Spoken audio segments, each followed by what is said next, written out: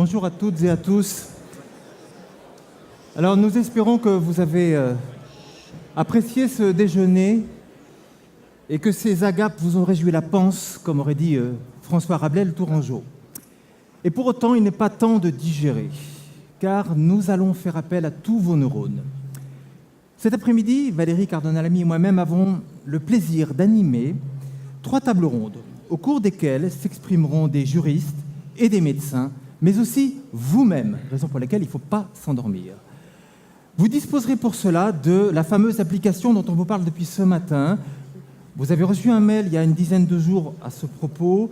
Il y a une petite note figurant dans votre sacoche. Toutes les conditions sont donc réunies pour que vous l'ayez depuis fort longtemps téléchargée. Je vous invite donc à l'ouvrir immédiatement, parce que cette application va vous permettre de vous exprimer, tout d'abord par des votes en matière d'imputabilité, mais aussi en vous permettant de poser de façon totalement anonyme, c'est rassurant, des questions aussi bien à nos juristes qu'à nos médecins. Donc il ne faudra pas hésiter à utiliser cet appareil technique. On fera un petit essai dans quelques minutes sur une question culturelle pour voir si tout le monde a intégré le processus. Alors ce matin, nous avons entendu les théories de l'imputabilité et de la causalité sous un double regard, médical et juridique. Alors nous allons vous proposer à présent une mise à l'épreuve concrète de ces théories, mais toujours en conservant cette dualité d'approche entre médecins et juristes qui en fait toute la richesse. Nous allons pour cela nous arrêter sur 3 cas cliniques qui ont en commun de nous être assez fréquents en expertise, mais pour autant, aussi fréquents soient-ils, de nous poser toujours les mêmes difficultés d'approche en matière d'imputabilité. Le premier de ces cas sera une pathologie d'épaule. Le deuxième, celui d'une personne âgée, victime d'un traumatisme crânien. Et le troisième, un cas cliniquement surprenant. Vous savez, de ces gens qu'on voit en expertise, on ne comprend rien, parce que ça ne correspond à rien. Pour autant, ils ont eu quelque chose. Voilà. Et donc ce cas sera aussi tout à fait intéressant, je pense, sera assez chaud sur le plan échange juridique et médecin. Pour ces 3 cas, le schéma va être le même, vous allez vite vous y repérer. On vous présentera l'histoire médicale soit via 2 films, soit via un PowerPoint, pour vous présenter les grandes lignes du dossier de façon très brève. Ensuite, des médecins vous donneront des éléments médicaux pour vous permettre d'alimenter votre réflexion quant à l'imputabilité. À ce moment-là, nous vous demanderons par l'application de voter et de vous exprimer.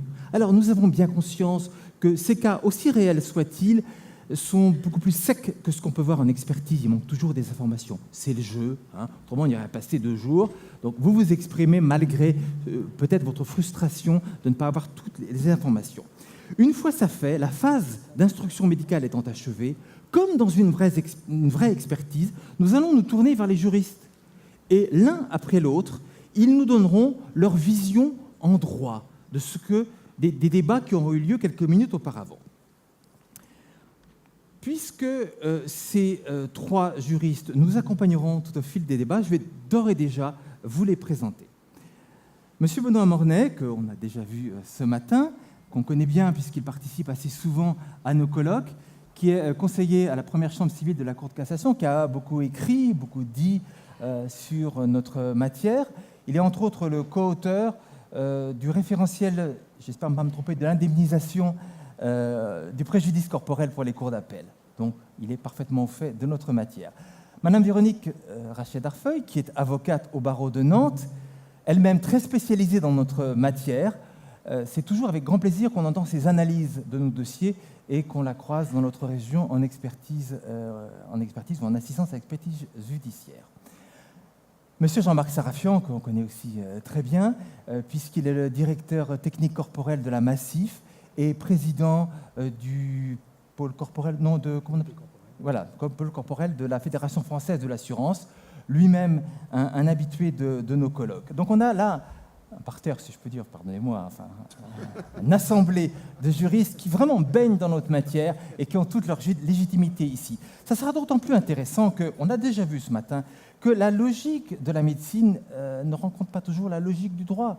Et ce qui surprend parfois, douloureusement, on peut le dire, le médecin.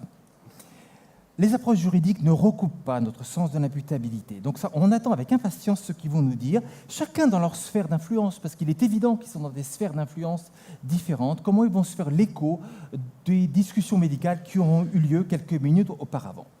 On revient un instant à un point de vue plus technique qui est l'application. Alors, pour vous permettre de la tester, vous allez la sortir et va apparaître sur votre application, si tout se passe bien, une question qui n'a rien de médical, c'est une question d'ordre culturel pour vous permettre de vous dérouiller un petit peu les processus cognitifs. On va vous demander, de ces 3 hommes qui se sont intéressés de près ou de loin à l'anatomie, un seul de ceux-là n'a pas vécu en Touraine. Est-ce Ambroise Paré, François Rabelais ou Léonard de Vinci? Vous avez, allez, 1 minute parce que c'est la première fois. Pour le vote, ça sera 30 secondes. Donc, on y va.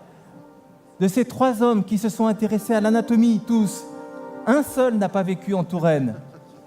Ambroise Paré, François Rabelais, Léonard de Vinci. Ces questions pour des champions ou le jeu des 1000 francs, il manque juste le xylophone. J'aurais aimé le xylophone, mais on n'a pas pu me le donner.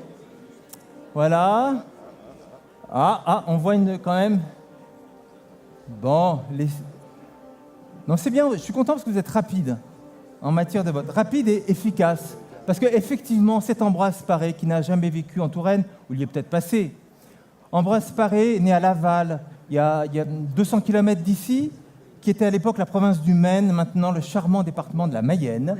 Il est dit père de la chirurgie. François Rabelais, on le connaît. On sait peut-être moins que, parallèlement à son œuvre littéraire, il a toujours conservé une activité médicale. Quant à Léonard de Vinci, on connaît bien ses dessins d'anatomie. Il a vécu pas loin d'ici, au Clos Lucé. Donc cette application fonctionne, il faut s'en servir. C'est d'autant plus utile de s'en servir que nous sommes nombreux, 400, 450. Je connais ces situations, on n'a qu'une envie, c'est parler du cas clinique avec son voisin. 450 conciliabules, c'est un vacarme. Donc nous ne pourrons pas nous concentrer correctement si chacun nous parlons avec notre voisin. Donc on a un instrument pour poser les questions aux juristes, aux médecins, pour dire qu'on n'est pas d'accord, que c'est scandaleux, que ce qu'on veut, on s'en sert. Voilà. Ces grandes lignes techniques étant posées, juste un mot pour terminer cette introduction sur quel est l'esprit de ces tables rondes, quel est l'esprit que nous avons voulu donner. Alors Dante, le philosophe, a dit que autant que savoir, douter me plaît. Un expert qui ne doute pas, un expert qui n'aime pas douter, ne peut pas être un bon expert. Un expert qui doute, c'est un expert qui sait que la réalité est souvent bien plus complexe que les apparences. Un expert qui doute, c'est un expert qui sait qu'il peut se laisser piéger, vous savez, par ses automatismes de pensée, des habitudes qu'on finit par considérer comme des vérités. Le doute a pour fille la prudence. Prudence qui va conduire l'expert à peser chacun de ces mots. On a commencé à parler vocabulaire ce matin, à être bien sûr que leur sens est univoque, qu'il n'y a aucune ambiguïté. Cette prudence va aussi pousser l'expert à essayer de se convaincre lui-même avant de convaincre son lecteur, donc à se méfier de soi-même. Dans ces conditions, il pourra avoir une parole qui, de toute évidence, cette procédure, cette discipline psychique mise en œuvre, cette parole sera forcément forte. Ce que nous avons voulu aujourd'hui, c'est mettre à l'honneur un mode de pensée. Nous allons certes vous donner des clés qui seront très utiles dans les cas cliniques similaires à celui que nous allons vous présenter. Mais finalement, ce qui va nous importer, c'est plus le chemin que le but. Notre ambition est de vous montrer une pensée en marche, qu'elle soit médicale ou juridique. Face à cette vaste ambition, mais vous savez, la pensée, c'est important. Et trop souvent, dans les rapports d'expertise, on se demande si son auteur a pensé.